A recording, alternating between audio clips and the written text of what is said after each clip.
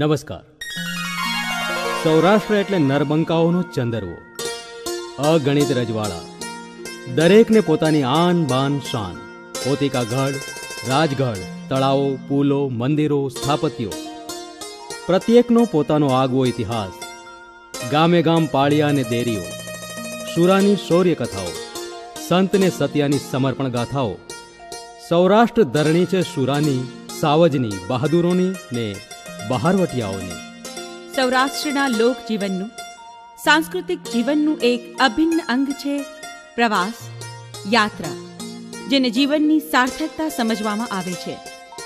સૌરાષ્ટ્ર દર્શન એ માત્ર સ્થળ દર્શન નથી, પરંતુ એ આપણા મન આત્માને સંતૃપ્ત કરે છે, જ્ઞાનની સીમાને વિસ્તારે છે અને નિજાનંદમાં તરબોળ કરી દે છે. તો આવો આ સૌરાષ્ટ્રના પ્રવાસનો શુભારંભ કરીએ.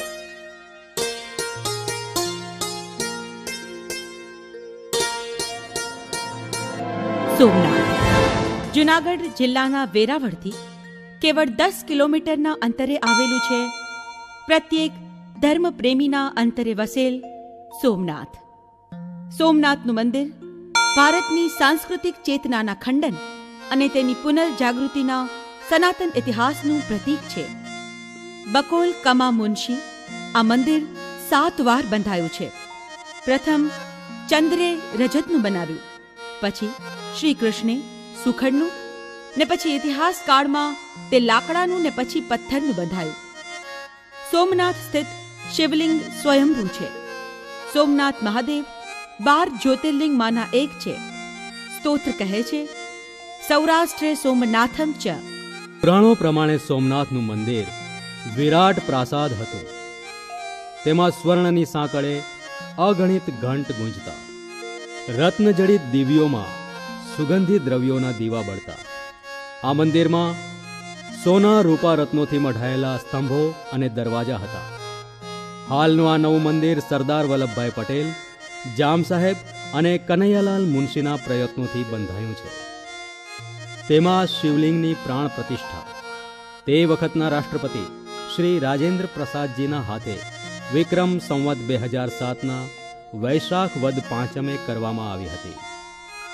સોમનાથ શૈવ પંથનું એક અત્યંત પુરાતન, સમૃદ્ધ અને મહત્વનું કેન્દ્ર છે.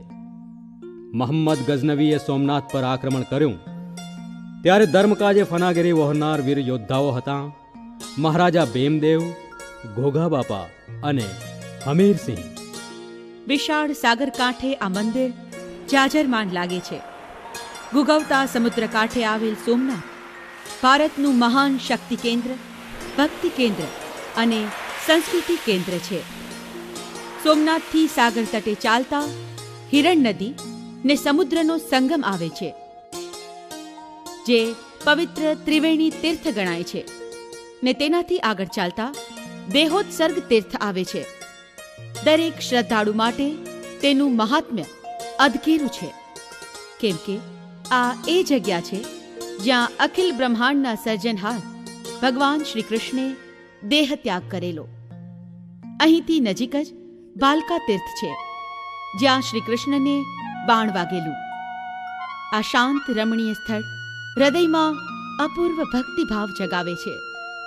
સોમનાથ મંદિરે પરંપરાગત કારતક સુદ 13, 14 અને પૂનમનો મેળો ભરાય છે. અસંખ્ય શિવ ભક્તો આ સ્વયંભૂ જ્યોતિર્લિંગના દર્શન કરી ધન્ય બને છે.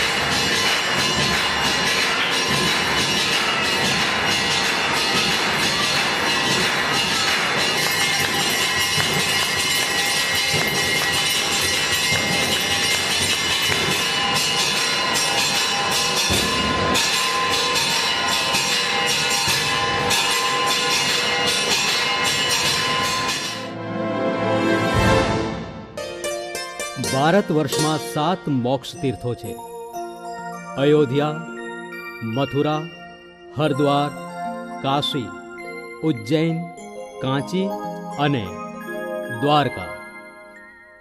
પુરાણ કથા પ્રમાણે દ્વારકાનું મંદિર શ્રી કૃષ્ણના પૌત્ર વજ્રનાભે દેવોના શિલ્પી વિશ્વકર્મા પાસે એક જ રાત્રિમાં તૈયાર કરાવ્યું. લોકકથા પ્રમાણે કંસનો સસરો મહાબળવાન રાજા જરાસંઘ મગધનો રાજા હતો. જમાઈને મારનાર શ્રી કૃષ્ણને પકડવા અને વેર વસૂલવા તેણે 17 વખત મથુરા પર ચઢાઈ કરી. આથી યુદ્ધ વિશારદ શ્રી કૃષ્ણ એક દી રણ છોડી ભાગ્યા. તેથી રણછોડ કહેવાયા અને અહીં સૌરાષ્ટ્રના વ્યૂહાત્મક સ્થળે પોતાની રાજધાની દ્વારકા વસાવી. ઊંચી ઉભણી પર આવેલા મંદિરમાં જવા માટે સંખ્યાબંધ લાંબા પગથિયા છે. મુખ્ય મંદિરના ગર્ભગૃહ પર લગભગ 60 મીટર ઊંચું 6 માળવાળું શિખર છે. સામે 5 માળનો વિશાળ મંડપ છે. તેનો ગુમ્મટ 60 સ્તંભો પર ઊભો છે. આ મંડપની ઊંચાઈ લગભગ 35 મીટર જેટલી છે. બહારની બાજુએ આખા મંદિર પર સુંદર શિલ્પકામ કરેલું છે. બાંધકામમાં મુખ્યત્વે ચૂનાનો પથ્થર વપરાયો છે. મંદિરને બેવડો કોટ છે અને પરિક્રમા કરવાની જગ્યા છે. મુખ્ય મંદિરના ગર્ભગૃહમાં ભગવાન શ્રી રણછોડરાય દ્વારકાધીશની 1 મીટર ઊંચી ચતુર્ભુજ વિષ્ણુ સ્વરૂપ શ્યામ મૂર્તિ છે. ઉપરના માળે અંબાજીની અને સભા મંડપની એક બાજુએ બલરામજીની મૂર્તિ છે. મંદિર પર 52 ગજની ધજા ફરકે છે. ટોચ પર સુવર્ણ કળશ, જેના દર્શન માત્રથી ધન્યતા અનુભવાય છે. ભગવાન રણછોડરાયજીનો ભંડાર શંકરાચાર્યના શારદા મઠ દ્વારા સંચાલિત છે. અહીં ભોજન સામગ્રી તૈયાર કરી દ્વારકાધીશને ધરાવવામાં આવે છે. દ્વારકાથી 1.5-2 કિલોમીટરના અંતરે આવેલું રૂકમણી દેવીનું મંદિર પણ દર્શનીય છે. તદુપરાંત ત્રિકમાચાર્ય, માધવરાય, શ્રી રાધાકૃષ્ણ, દેવકીજી અને બલદેવજીનું મંદિર પણ શોભાયમાન છે. દ્વારકાથી 32 કિલોમીટર દૂર બેટ દ્વારકા ખૂબ જ રળિયામણું સ્થળ છે. ઓખાથી વહાણમાં બેસીને બેટ દ્વારકા પહોંચાય છે. પોતાના રાજ્યકાળ દરમિયાન ભગવાન શ્રી કૃષ્ણ સહકુટુંબ અહીં રહેતા એવી કથા છે. અહીં મહેલ જેવી બાંધણીના મંદિરો છે. બેટ દ્વારકામાં ભગવાન શ્રી કૃષ્ણે શંખાસુર નામના અસુરને મારીને ગુરુ સાંદીપનીના પુત્રને છોડાવ્યો હતો. તે શંખ તળાવ તરીકે પણ ઓળખાય છે.